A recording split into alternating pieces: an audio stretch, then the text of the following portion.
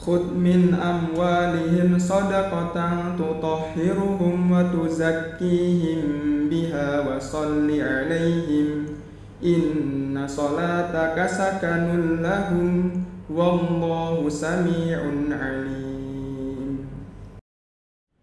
Assalamualaikum warahmatullahi wabarakatuh.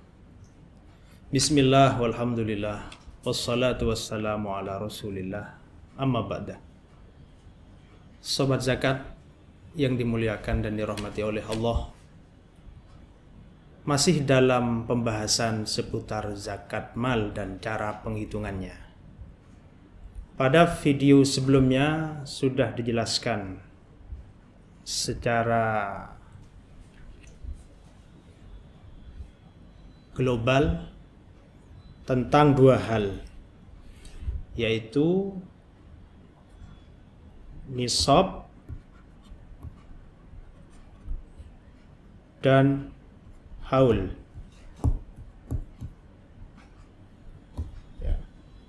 Nisab dan haul. Sudah diketahui bersama bahwa nisab dalam zakat mal itu adalah senilai 85 gram emas murni.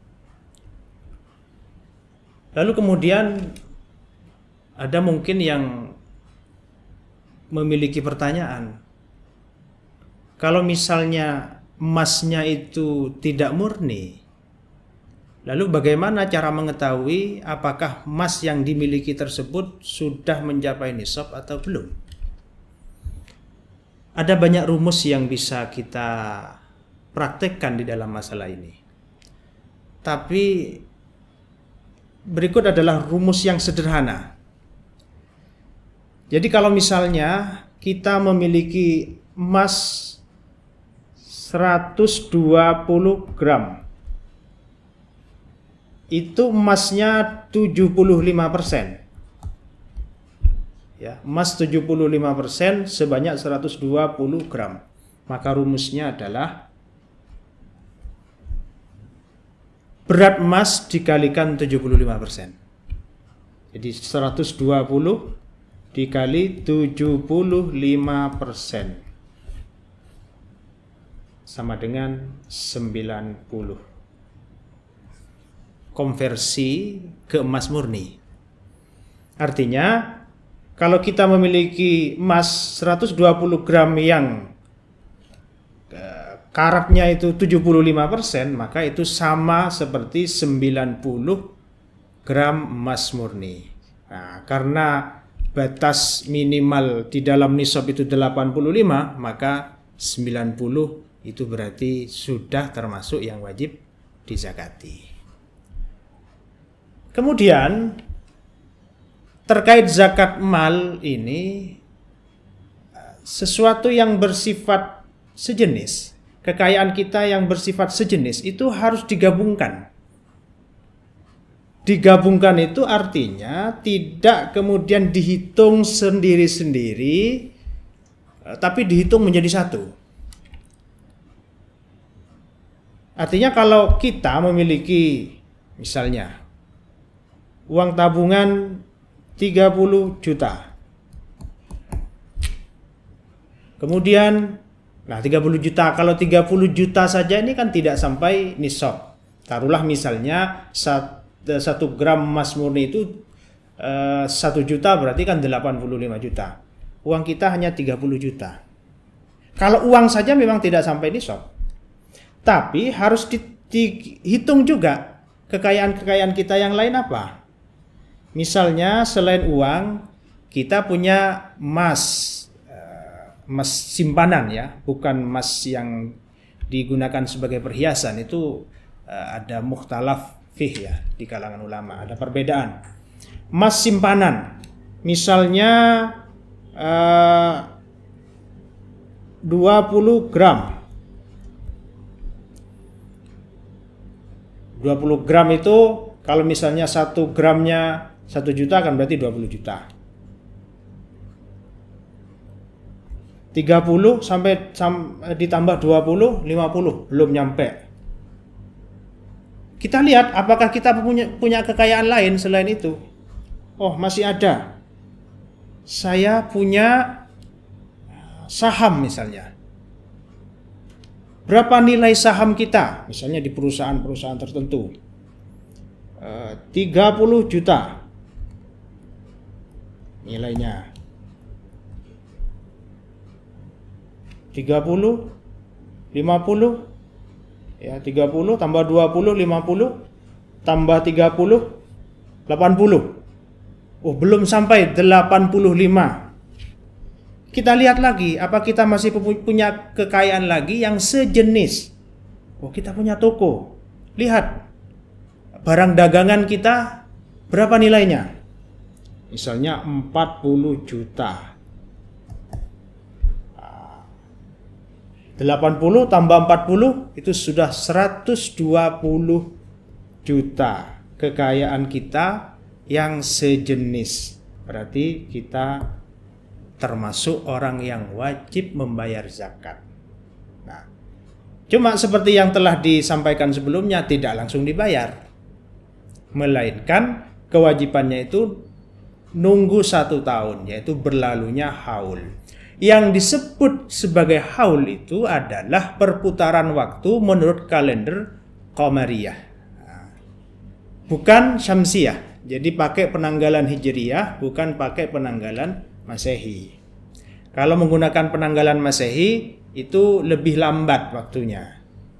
Ya tidak apa-apa, asalkan dimajukan begitu. Misalnya kita menggunakan kalender Masehi, tanggal 5 Mei misalnya kita memiliki harta kekayaan yang mencapai nisab, maka jangan 5 Mei tahun depan, tapi harus dimajukan sekian hari. Tapi kalau kalender Hijriah itu pas ya. Artinya misalnya kita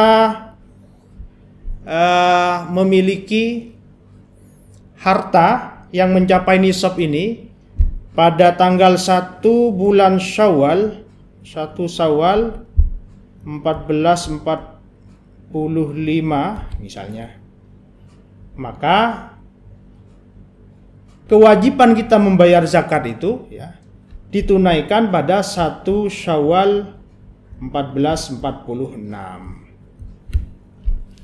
Itu pas ya. Itu ya, jadi yang digunakan itu adalah kalender Qamariyah. Nah, tentang haul sebelumnya juga sudah pernah disampaikan bahwa haul itu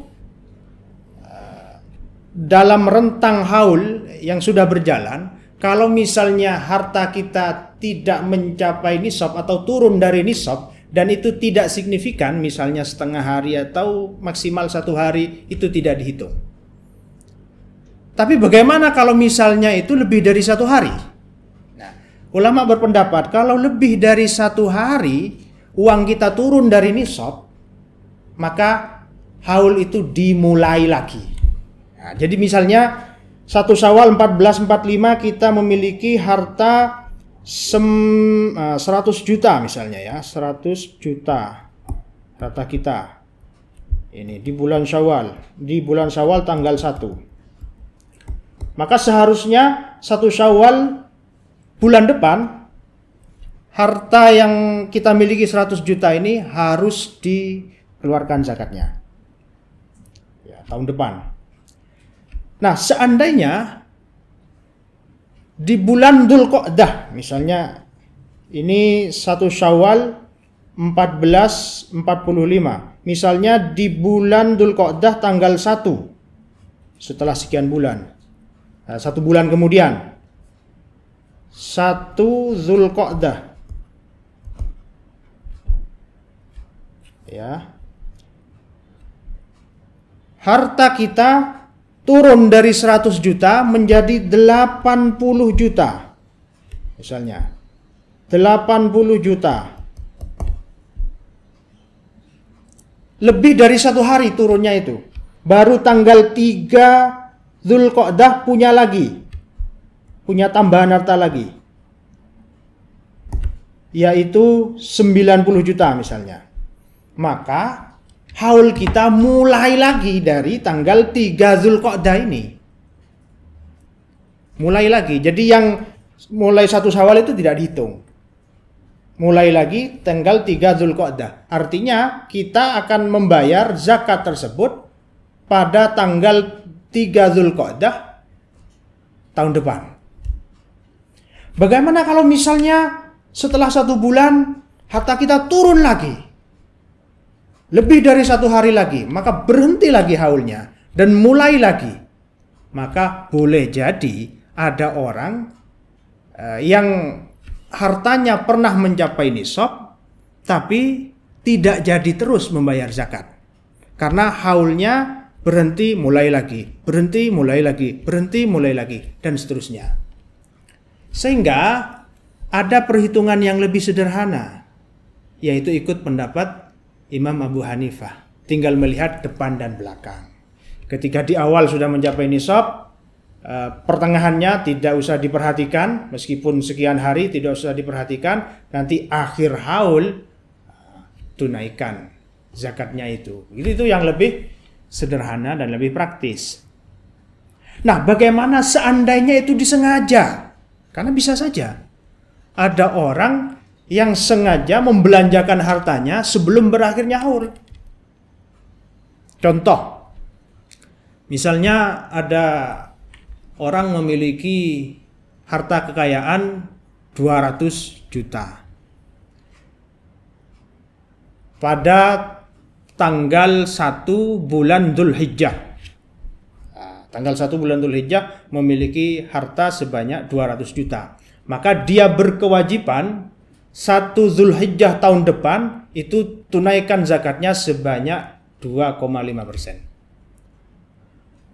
Lalu waktu pun berjalan, setelah 11 bulan kemudian, yaitu di bulan Dzulqa'dah misalnya tanggal 1, hartanya itu sudah meningkat sampai 500 juta. Berarti 1 bulan lagi 100 juta itu 500 juta itu harus sudah ditunaikan zakatnya 2,5%. Yaitu sebanyak 12.500.000. Lalu misalnya dia mikir, bulan depan harus membayar zakat 12.500.000. Gimana kalau uang saya ini saya belikan sawah saja biar nggak usah bayar zakat. Akhirnya dibelikanlah sawah atau tanah harganya 450 juta. Maka tabungannya yang tersisa hanya 50, yaitu di bawah nisab. Kalau yang terjadi seperti ini, maka ulama berbeda pendapat ya. Kalau pendapat Imam Ahmad bin Hambal, proses hilah yang terjadi yaitu mencari cara agar menghindari dari zakat, ini tidak dianggap. Artinya 12.500.000 itu harus tetap ditunaikan. Jadi tidak bisa melarikan diri dari kewajiban membayar zakat. Kalau pendapat Imam Syafi'i berbeda, walaupun perbedaannya juga tidak banyak. Secara fikih tidak bisa dituntut untuk membayar zakat 2,5% dari 500 juta atau 12.500.000. Tapi dia maksiat kepada Allah Subhanahu wa taala, dosa besar karena sengaja ingin menghindari zakat. Itu yang terjadi demikian.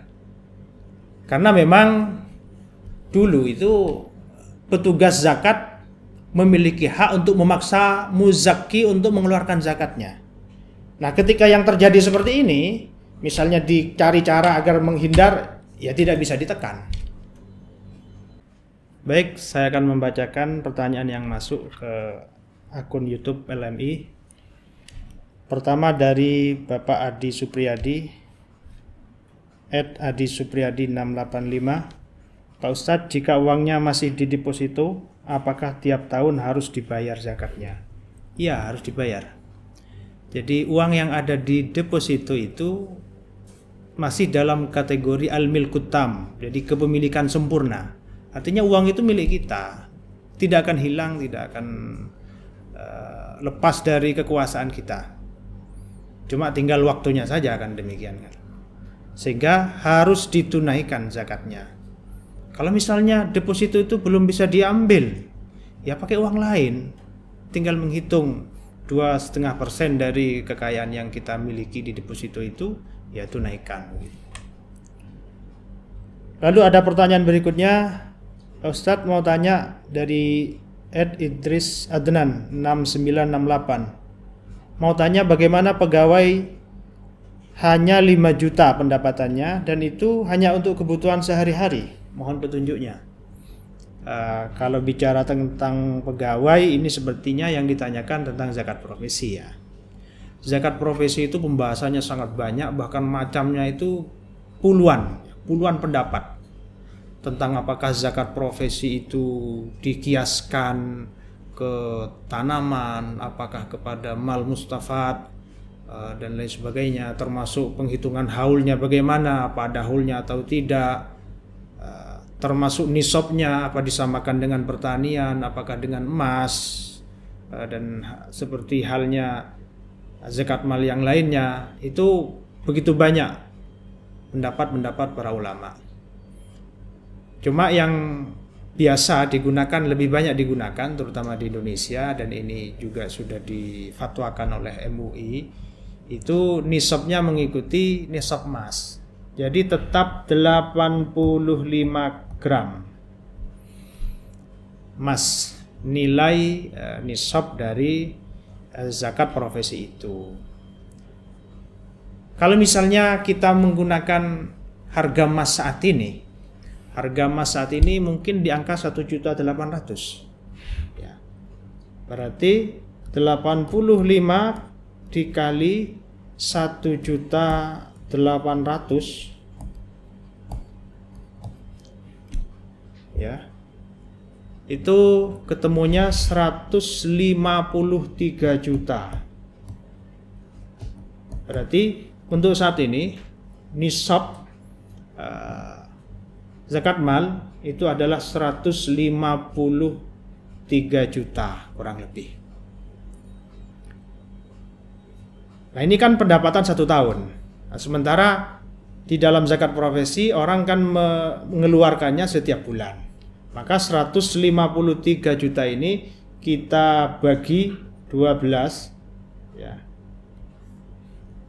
Itu ketemunya angka 12.750.000 ya. Jadi orang yang pendapatan dari profesinya dalam 1 bulan itu 12.270.000 atau lebih, itu dia berkewajiban menunaikan zakat profesi. Tentu menurut yang berpendapat zakat profesi itu wajib ya. Nah, jadi kalau misalnya seperti yang ditanyakan di sini hanya 5 juta dan itu pun untuk kebutuhan sehari-hari ya, tidak termasuk yang wajib menunaikan zakat. Tapi saya ingin berbagi, sangat dianjurkan untuk tetap berbagi meskipun kita tidak sampai kepada kewajiban zakat, yaitu dengan cara sedekah dan infak. Dan itu pahalanya juga sangat besar. Justru pahala terbesar yaitu ketika dalam keadaan kita dalam kesulitan, kita tetap membantu orang lain. Wa yu'thiruna ala anfusihim walau kana bihim khassasah, itu firman Allah di dalam Al-Qur'an ketika memuji orang-orang Ansor yang meskipun mereka kesulitan, mereka tetap mau berbagi, menyumbang, membantu saudara-saudara muhajirinnya itu ya. Jadi tidak termasuk yang wajib menunaikan zakat. Lalu pertanyaan ketiga dari Ed Yustradistira Devoltusta. Ini pertanyaannya, bagaimana harta yang kita punya tidak mencapai haul dikarenakan digunakan untuk keperluan sehari-hari? Bagaimana Ustaz? Sedangkan penghasilan kita jika dihitung setahun mencapai nisab. Ini juga tentang zakat profesi rupanya. Jadi zakat profesi itu bisa ditunaikan setahun sekali, ya memang setahun sekali sebenarnya, dan boleh dicicil setiap bulan gitu ya. Nah ini yang ditanyakan, dalam 1 tahun mencapai nisab. Umpama kalau kita menghitung harga emas 1 gram 1.800.000 seperti tadi, itu berarti kali 85 153 juta itu nisabnya. Seumpama milik Pak Yustra Distira ini pendapatannya per bulan misalnya 20 juta. 20 juta satu bulan. Atau kalau 1 tahun itu 240 juta. Ini kan sudah lebih dari batas nisab.